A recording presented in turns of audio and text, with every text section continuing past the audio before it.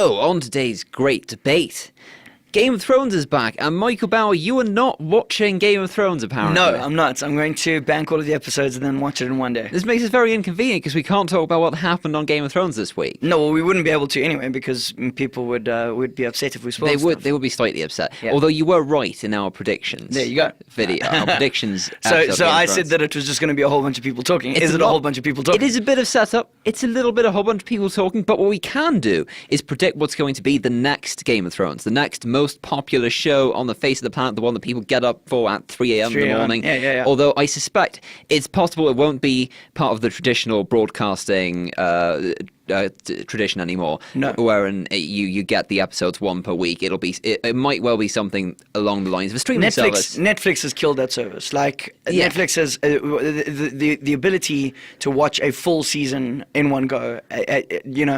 Especially with the generation that we're dealing with at the moment. I got up at 3 a.m. this Monday. That's because you're a true fan. To watch it, and I hadn't done that in like 2 years because it had been off for a while, and I'll probably never do it again after this show. But I feel like there's something to that makes it feel special. Absolutely. I mean, I don't want the next Game of Thrones to make me get up at 3 a.m. But if it did, it's a good thing for it would be a cool power move. It would establish its dominance over the culture, I guess.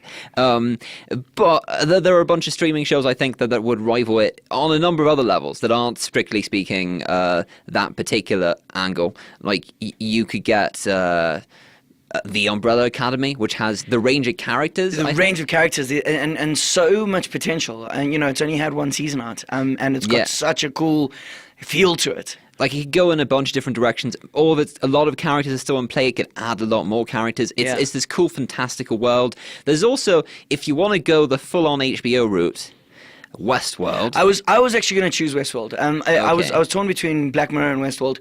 I just think that they squandered it a little bit. It's not quite as good as Game of Thrones could be, but it hits all the same sort of marks. It has all the same tactics as Game of Thrones. It's got the same sort of soap operatic, high budget feel to it. Lots of different characters with morally grey, sort of living in the moral grey area, doing things that you don't necessarily like all the time, and then sometimes being completely awesome. So it's got that going for it. I don't think that is it.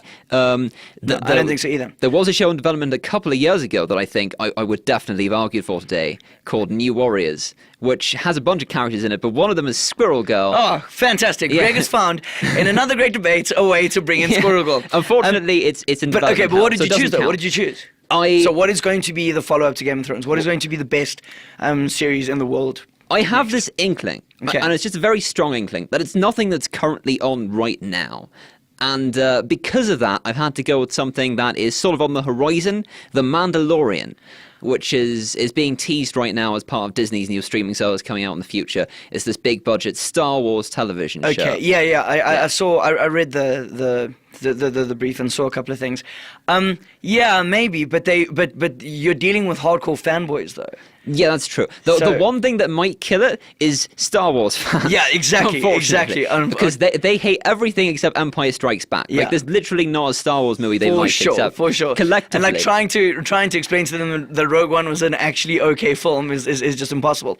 But one thing that I do need to say though is it certainly got the hype. And it's got the Disney budget behind it, which is going to be crazy. It's high budget fantasy with a cool concept behind it that I think could really challenge what Game of Thrones was doing. No, for sure. I think the biggest thing for me was HBO, the way in which HBO put together their shows. You've got to say that it's you've got to look at HBO as sort of the powerhouse, except when it comes to Netflix. So I've gone in the opposite direction. I've gone with a show that is already out there. I've just chosen Stranger Things based on 2 seasons. Well, that might be the right choice. It's very good. I love Stranger Things, and I've also got up very early in the morning to watch it before I went to write an exam before. So it has me there. Like, I've woken up at 6 a.m. to watch it before I come to campus. My biggest thing is the bingeability. Like, you start one episode and you try and convince yourself that it'll be okay if you watch another one, and then it's like 5 episodes in, and you're like, come on, I'm gonna finish the whole thing. I'm gonna finish the whole thing. Yeah. So I'm going with Stranger Things, but I have to say I will acknowledge that the Star Wars hype, I think, is gonna play a big role in whatever series. Yeah, it turns out to be in. Yeah, it might be a terrible show, but people will definitely come to watch it, and that's an important thing too, because Game of Thrones has this collective fandom around it that's very healthy. Like lots of the people who like Game of Thrones aren't weird about it, like Star Wars fans. Yeah, exactly. And it's nice to talk to people about Game of Thrones, which I'm hoping maybe The Mandalorian might feel like.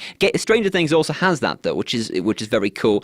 Before I just to give it up to you, I will say that I'm not sure how much steam the show has left. Like I haven't seen season 3 left. I think it's got a huge amount left. I don't know if you've seen the trailer. But these kids are growing up. Yeah, that's fine though. Yeah. But like any series, I mean, go back to like The Sopranos. I'm sorry, I keep bumping on The Sopranos because like you watch this character develop, and I think that's what's going to happen with Stranger Things. They'll roll with it and develop them over time. Yeah.